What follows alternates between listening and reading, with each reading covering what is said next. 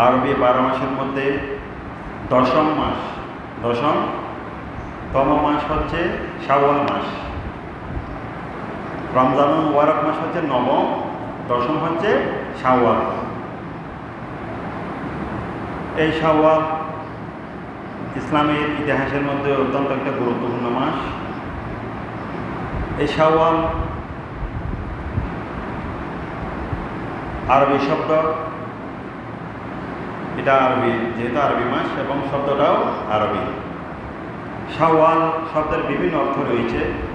এখানে আরবরা যেটা অর্থ, শাওয়াল মাসে যে অর্থটা আরবরা নিত সেটা হচ্ছে উচ্চ হওয়া।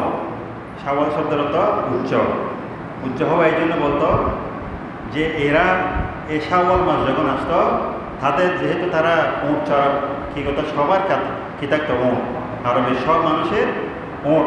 এই উঁটগুলো প্রজনন, অর্থাৎ আমরা যেমন গরু যখন প্রজনন যখন সময় হয় তখন ডাক দেয় না, এদের উটগুলো কি হতো, এই সময় যখন শাওয়াল মাস যখন চলে আসতো, তাদের উটগুলো প্রজনন করার জন্য তাদের লেজগুলো নাকি উপরের দিকে তুলে দিত। এই মাস আসলে লেজগুলো কী করে রাখতো, উপরের দিকে তুলে রাখতো। মানে এই দ্বারা বুঝতে পারতো যে শাওয়াল মাস ঢুকেছে। এর দ্বারা তারা কি বুঝতে পারতো, অর্থাৎ তাদের উটগুলো এখন প্রজননের সময় হয়েছে, লেজ উপরে তুলে দিত। এর মাধ্যমে যারা উটের মালিক ছিল তারা বুঝতে পারতো এই শাওয়াল মাস আমাদের মধ্যে কি এসেছে, আরবরা। এবং আরেকটা হচ্ছে, এটা হচ্ছে আরবের যারা আইএমএ জাহেলিয়া সময়, কিন্তু আল্লাহ রাসূল সাল্লাল্লাহু আলাইহি ওয়াসাল্লাম শাওয়ালকে আল উলুফুল, উচ্চ মাস, ফজিলতুল মাস, উচ্চস্তরের একটা মাস বলেছেন। কি জন্য?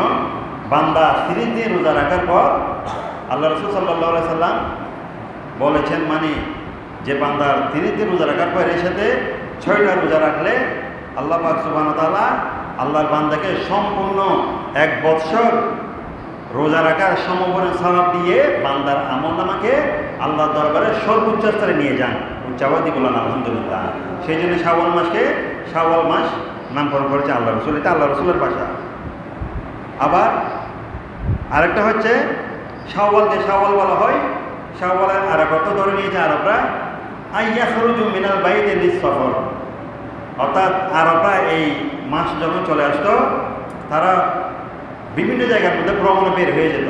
তারা আরবের মধ্যে যখন এখন গরম মাস, গরম যখন সহ্য করতে পারতো না, তারা সফর করার জন্য বিভিন্ন দেশে, ঠান্ডা দেশ, যে সমস্ত দেশগুলো ঠান্ডা, ওই সমস্ত দেশের মধ্যে ভ্রমণের জন্য চলে যেত। এখনও পর্যন্ত তাদের ট্র্যাডিশন আছে। আমরা অনেক সময় বিদেশের মধ্যে ফোন দিলে, যারা আরবাবের ঘরের মধ্যে চাকরি করে, তাদেরকে যখন ফোন দিই, তারা যখন বলে কী অবস্থা কর, বলতে আমরা ঘরের মধ্যে একা, আমাদের আরবাব সপরিবার সফরের মধ্যে ভ্রমণের মধ্যে বের হয়ে গিয়েছে। ইউরোপ, আমেরিকা, বিভিন্ন জায়গার মধ্যে, রাশিয়া, বিভিন্ন জায়গায় যেখানে ঠান্ডা, এই গরমে 2-3 মাস গরম, তারা 3 মাস ভ্রমণের মধ্যে বের হয়ে যায়। তাহলে দেখা যাচ্ছে ওই আরবের ট্রেডিশন যেটা, শাওয়াল মাস ঢুকলে পরে তারা কী করতো, ভ্রমণের মধ্যে বের হয়ে যেত। এই জন্য শাওয়ালের আরেকটা নামকরণ করা হয়েছে আস-সফরুন আইয়াখরুজু মিনাল বাইত। ঘর থেকে বের হয়ে যেত, বের হয়ে যাওয়া, লিস-সফর, সফরের জন্য। সুতরাং এই সফর, আর ইসলামের মধ্যে সফরের নাম হচ্ছে উলুফুল, উচ্চ হওয়া, আল ফতহুন, বিজয় হওয়া। তারপর আরেকটা নাম দিয়েছে এখানে, আরেকটা হচ্ছে আত-তামুন, পরিপূর্ণতা লাভ করা। তামুন শব্দ তো পরিপূর্ণতা লাভ করা। কি জন্য? অর্থাৎ যে কথা আগেই বলেছিলাম, রমজানের মুবারকের 30টা রোজা রাখার পর এবং 6টা শাওয়ালের 6টা রোজা রাখলে একজন মানুষ পরিপূর্ণ 1 বৎসর রোজা রাখার সওয়াব আল্লাহর বান্দার আমলে দান করে। সেই জন্য আল্লাহ রাসূল এই শাওয়ালকে আশ-শাহরুত তামুন, পরিপূর্ণতার একটা মাস হিসেবে নামকরণ করেছেন। চাওয়াদি বলুন আলহামদুলিল্লাহ। সম্মানিত হাজিরিন, এই মাসের অসংখ্য কি রয়েছে, ফজিলত রয়েছে। কি ফজিলত? হযরতে আব্দুল্লাহ ইবনে আব্বাস অর্থাৎ আব্দুল্লাহ ইবনে ওমর রাদিয়াল্লাহু তাআলা বর্ণিত, তিনি বলেন যে যেই ব্যক্তি রমজানের মুবারকে 30টা রোজা পালন করার পর সাথে সাথে এই শাওয়াল মাসে 6টা রোজা, এটা কোনো ফরজ না। শাওয়াল মাসে 6 রোজা ফরজ নয়, এটা মুস্তাহাব, নফল, কিন্তু ফজিলত বেশি। কিছু কিছু আমল রয়েছে ইসলামের মধ্যে, এগুলো ফরজ নয়, ওয়াজিবও নয়, কিন্তু ফজিলতের দিক দিয়ে ফরজ এবং ওয়াজিবের চাইতে উচ্চ স্তরের উচ্চাবাদী বলুন আলহামদুলিল্লাহ। আল্লাহ রসুল এগুলো ফরজ করে দেন নাই, কিন্তু মুস্তাহাব নফল, কিন্তু আল্লাহ রসুল বলছেন এগুলো ফজিলত অনেক, ফরজ এবং ওয়াজিবের সমতুল্য, সেই জন্য তোমরা এগুলো বাদ দিও না। তাহলে 30টা রোজা রাখলো এবং শাওয়ালের 6টা রোজা রাখলো, সেই জন্য তার মায়ের গর্ভ থেকে দুনিয়ায় আসাকালীন সময়ে যেভাবে নিষ্পাপ হয়ে দুনিয়াতে আসলো, সেভাবে আল্লাহ পাক সুবহানাহু ওয়া তাআলা তাকে আবার নিষ্পাপ করে দিল। উচ্চাবাদী বলুন আলহামদুলিল্লাহ। হযরত আব্দুল্লাহ ইবনে ওমরের এটা কি রিওয়ায়াত, তিরমিজি শরীফের মধ্যে আছে হাদিসটা। এবার আসুন আমরা জানবো শাওয়াল মাসের মধ্যে কিছু ঘটনা সংঘটিত হয়েছিল, এগুলো জানা দরকার। ইসলামের দ্বিতীয় যুদ্ধ, প্রথম যুদ্ধ হচ্ছে বদর যুদ্ধ, আর ইসলামের দ্বিতীয় যুদ্ধ হচ্ছে উহুদ যুদ্ধ। এই উহুদ যুদ্ধ শাওয়াল মাসের মধ্যে কি হয়েছিল, সংঘটিত হয়েছিল। দিনটা ছিল 23 মার্চ 625 খ্রিস্টাব্দ। তারিখটা মনে রাখবেন, 23 মার্চ 625 খ্রিস্টাব্দ ইসলামের দ্বিতীয় যুদ্ধ, যেটা কাফের মুশরিকদের সাথে আল্লাহ রাসূলের সাথে যুদ্ধ হয়েছিল। প্রথম যুদ্ধ ছিল বদর যুদ্ধ, এরপর হচ্ছে উহুদ যুদ্ধ। এই উহুদ যুদ্ধ সংঘটিত হয়েছিল শাওয়াল মাসের, ইংরেজি মাস হচ্ছে 23 মার্চ, আর খ্রিস্টাব্দ হচ্ছে 625 শাওয়াল মাসের মধ্যে সংঘটিত হয়েছিল।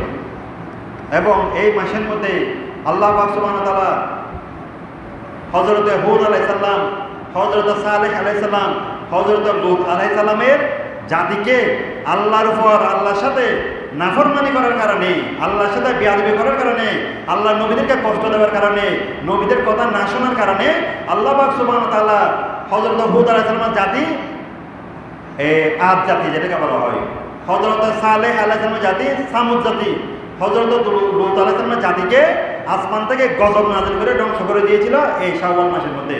জোরে বলুন নাউযুবিল্লাহ। তাহলে একদিকে শাওয়াল মাস উচ্চ হওয়া, পরিপূর্ণতা লাভ করা, আবার এই মাসের মধ্যে বান্দাদের উপর গজবও কি হয়েছিল, নাযিল হয়েছিল। দেখা যায় আল্লাহর নবীদের কথা মানলে, আল্লাহ রসুলের শরীয়ত মানলে, আল্লাহর কথা মানলে আল্লাহ যেভাবে রহমত বর্ষণ নাযিল করেন, আবার আল্লাহর কথা না মানলে, নবীদের কথা না মানলে, নবীর কথা, কোরআন হাদিসের কথা না মানলে আল্লাহ গজব নাযিল করেছিলেন। এরকম দিনও কি রয়েছে, ইতিহাসের মধ্যে সাক্ষী রয়েছে। সেই জন্য আমাদেরকে এই শাওয়াল মাসের এই ঘটনা, যেই আদ জাতি এতই শক্তিশালী ছিল পৃথিবীর ইতিহাসে, আপনাদের সবার কাছে মোবাইল রয়েছে, আপনারা সবাই যদি সার্চ মেরে দেখেন গুগলের মধ্যে, আদ জাতি মানে পৃথিবীর মধ্যে আল্লাহ যে কিয়ামত পর্যন্ত যে মানুষ সৃষ্টি করবে, এত বড় মানুষ পৃথিবীর বুকে আর সৃষ্টি করে নাই। উচ্চাবাদী বলুন আলহামদুলিল্লাহ।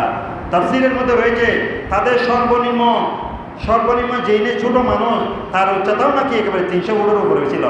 একেবারে সবচেয়ে ছোট খাটো, যেটা আমাদের মতো জীর্ণশীর্ণ খাটো, এর উচ্চতাও নাকি 300 ফুটের উঁচু ছিল। এবারে সবচেয়ে বড় উচ্চ এবারে শক্তিশালী মানুষগুলো কত বড়, আর যাতে পৃথিবীর মুখে এত বড় মানুষ আর সৃষ্টি করে নাই। তারা যখন মারা যেত তাদেরকে কবর দিতে পারতো না, তারা থেকে এমনি বালির মধ্যে, মরুভূমির মধ্যে ফেলে রাখত। তাদের চোখের মধ্যে গিয়ে বিভিন্ন জন্তু জানোয়াররা গিয়ে চোখের মধ্যে বাসা বাঁধত, কঙ্কালের মধ্যে গিয়ে।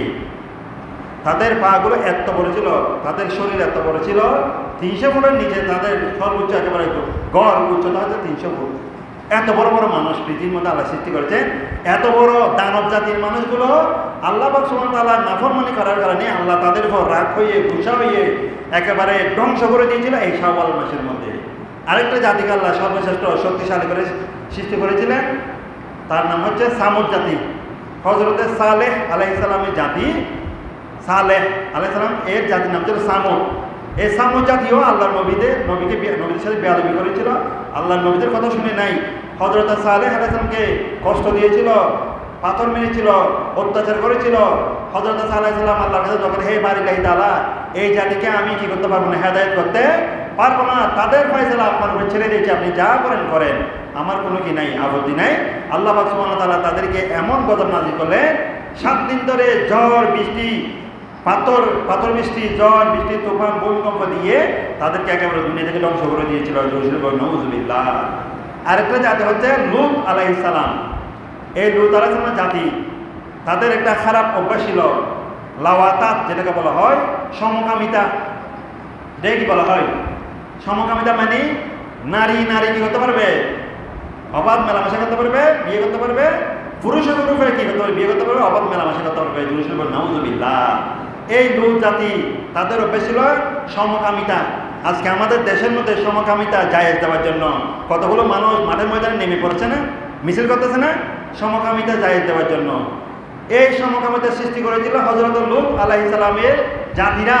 আল্লাহ পাক সুবহানাহু ওয়া তাআলা এই জাতিকে, এই কাজকে এতই গর্হিত কাজ, এতই নিন্দা, এতই নিকৃষ্ট আল্লাহর কাছে লেগেছিল। আল্লাহ পাক সুবহানাহু ওয়া তাআলা তাদের এই সমকামিতা সহ্য করতে না পেরে হযরত লূত আলাইহিস সালামের জাতিকে আল্লাহ গজব নাযিল করে ধ্বংস করে দিয়েছিল।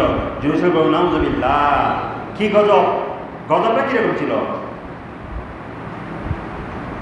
ফার্সি কবি কত সুন্দর বলেছেন, আখুদা वंदे के हंगामे सहर कर दे कौने लो तारा ज़ेरो ज़बर सला दुनिया रसूलुल्लाह अलैकुम सलाम या हबीबल्लाह अलैकुम। আল্লাহ পাক সুবহানাহু ওয়া তাআলা হযরত লূত আলাইহিস সালামের এই কাজকে এতই নিন্দা করেছেন, এত নিকৃষ্ট মনে করেছেন, এত গর্হিত মনে করেছেন। আল্লাহ পাক সুবহানাহু ওয়া তাআলা তাদের এই কাজকে, এই কাজের মধ্যে অসন্তুষ্ট হয়ে হযরত লূত আলাইহিস সালামের জাতিকে নিচের মাটি উপরের দিকে তুলে দিলেন, উপরের মাটি নিচের দিকে দাবিয়ে দিলেন। উচ্চ আওয়াজ দিয়ে বলুন নাউজুবিল্লাহ। আমি আপনাদেরকে পরিষ্কার করে দিচ্ছি, আমরা মাটি যখন যে ফবর যখন শুকাই যায়, আমরা মাটি তুলি না, অনেকে কি করি, একদিকে এদিকে হাত ঢুকাই দিয়ে, এদিকে হাত ঢুকাই দিয়ে এখানে মাটি তুলে দিয়ে উপরের মাটি আবার ধরে এখানকার বসাই দিই, উপরের গুলো নিচে চলে গেলো, নিচের গুলো কোথায় চলে আসলো? উপরের দিকে চলে আসলো না। আল্লাহ পাক সুবহানাহু ওয়া তাআলা মনে করেন এই আমাদের গ্রামের সমপরিমাণ একটা জায়গা, লূত আলাইহিস সালামের এলাকা মনে করেন, বা এই রাউজানের সমপরিমাণ একটা এলাকা, হযরতে আজরাইলের ফেরেশতা বিভিন্ন ফেরেশতা থেকে পাঠিয়ে বড় বড় ফেরেশতা যারা ডানার মাধ্যমে এদিকে ঢুকাই দিলেন, এদিকে ঢুকাই দিলেন, আর এদিকে ঢুকাই দিয়ে তাদের মাটিগুলো এরকম করে নিয়ে উপরের মাটিকে নিচের দিকে দিয়ে দিলেন, নিচের মাটিকে উপর দিকে তুলে দিলেন। জোরে বলুন নাউজুবিল্লাহ। অর্থাৎ তাদের সবাইকে কোথায়? মাটির নিচে কি করে দিলেন? গোটা এলাকাকে মাটির নিচে দাফন করে দিলেন। সমকামিতা এত একটা নিকৃষ্ট কাজ, এত একটা নিকৃষ্ট পাপ। আল্লাহ পাক সুবহানাহু ওয়া তাআলা তাদেরকে এই মাসের মধ্যে কি করেছিল? ধ্বংস করে দিয়েছিল। তারপর এখানে আরেকটা জিনিস, এই স্থানটা, গজবের স্থানটা এখনো রয়েছে। আপনারা যদি চান্স মেরে দেখেন, লূত এটা যেই জায়গাটাকে উপরে নিচে করে দিয়ে রয়েছে, এটাকে মৃত সাগর হিসেবে নাম পরিচিত করা হয়েছে, মৃত সাগর। অর্থাৎ এই সাগরের পানি এতই লবণাক্ত, এই সাগরের মধ্যে কোনো মাছ, কোনো পোকামাকড় জন্মগ্রহণ করে না। কোনো একজন মানুষ যদি ওই সাগরের মধ্যে নামে, সে বেঁচে থাকে। ডেড সি বলা হয় যেটাকে, লূত সাগর। জর্দানের মধ্যে রয়েছে এটা, জর্দানের মধ্যে লূত সাগর, যে এলাকাটা ধ্বংস করে দিয়েছিল, আল্লাহ পাক গজব নাযিল করেছিল লূত আলাইহিস সালামের জায়গা এলাকা, ওই এলাকার নাম হচ্ছে এখন লূত সাগর, মৃত সাগর, জর্দান সাগর। এটার মধ্যে মানুষ বাসে, ডুবে না। আপনি একটা 6 মাসের একটা 1 মাসের শিশুকে যদি ফেলে দেন, ওই শিশু ডুববে না, বেঁচে থাকবে। কি জন্য? এতই লবণ, গজবের ওই স্থানটা, ওই পানিগুলো এতই লবণাক্ত, যার কারণে মানুষ সেখানে ডুবে না। তাহলে দেখা যায় এই মাসের মধ্যে আল্লাহ রহমত যেমন নাযিল করেছেন, আবার গজবও কি করেছেন? নাযিল করেছেন। সুতরাং আমাদেরকে এই মাসকে হেলায় ফেলায় কাটানো যাবে না। রমজানের মোবারকের মধ্যে যেভাবে আমরা আল্লাহর কাছে বিভিন্ন ইবাদতের মাধ্যমে পানাহ চেয়েছি, এই মাসের মধ্যে আমাদের ইবাদত ঠিক রাখতে হবে আল্লাহর কাছে। আমাদের যেই ঈমানকে মজবুত করেছে দীর্ঘ 1 মাস, সেটাকে বজায় রাখতে হবে। উচ্চাবাদী বলুন আলহামদুলিল্লাহ। এরপরে আরেকটা ঘটনা রয়েছে, এই মাসের মধ্যে একটা মাসালা মনে রাখবেন, বিয়ে শাদী যেগুলা, সেইগুলা এই মাসের মধ্যে বেশি সংগঠিত হওয়া আল্লাহ রাসূলের সুন্নাত। আল্লাহ রাসূল বেশি পছন্দ করতেন। সাহাবায়ে কেরামরা কেউ যদি বিয়ের জন্য তারিখের জন্য আসতেন, আল্লাহ রাসূল বলতেন তোমরা শাওয়াল মাসে কি করিও? বিয়ে সংগঠিত করিও। শাওয়াল মাসের মধ্যে বিয়ে নামাইও, তোমাদের ছেলের জন্য, সন্তানের জন্য, মেয়ের জন্য। কারণ বিয়ে যদি ঠিক করতে হয়, তোমরা শাওয়াল মাসের মধ্যে বেশি বেশি কি দিও? বিয়ে দিও। হযরতে রাসূলুল্লাহ সাল্লাল্লাহু আলাইহি ওয়াসাল্লামের সাথে হযরতে মা আয়েশা সিদ্দিকা রাদিয়াল্লাহু তাআলা আনহার বিবাহ সংগঠিত হয়েছিল এই শাওয়াল মাসের মধ্যে। উচ্চাবাদী বলুন আলহামদুলিল্লাহ। এই জন্য এই মাসের মধ্যে যেহেতু আল্লাহ রাসূলের এই সাথে হযরতে আয়েশা সিদ্দিকা রাদিয়াল্লাহু আনহার সাথে সংগঠিত হয়েছিল, এই জন্য সাহাবায়ে কেরামরা বেশিরভাগ এই মাসের মধ্যে বিয়ে কি করতেন? নামাতেন। তাদের যতগুলো বিয়ে সংগঠিত হতো বেশিরভাগ এই শাওয়াল মাসের মধ্যে। তাহলে বিয়ে, এই মাসের মধ্যে বিয়ে সংগঠিত হওয়া, নামানো, এটা আল্লাহ রাসূলের সুন্নাত। এবার আসুন, আল্লাহ রাসূল সাল্লাল্লাহু আলাইহি ওয়াসাল্লাম বলেছেন যে রমজানুল মুবারকের 30টা রোজা রাখলে এবং শাওয়াল মাসের 6টা রোজা রাখলে কিভাবে 1 বছর সওয়াব দিবে, এটা একটা আমাদের ব্যাখ্যা বিশ্লেষণ দরকার আছে না? সুনানে নাসাইর মধ্যে একটা হাদিস রয়েছে, আল্লাহ রাসূল সাল্লাল্লাহু আলাইহি ওয়াসাল্লাম বলেছেন যেহেতু প্রত্যেকটা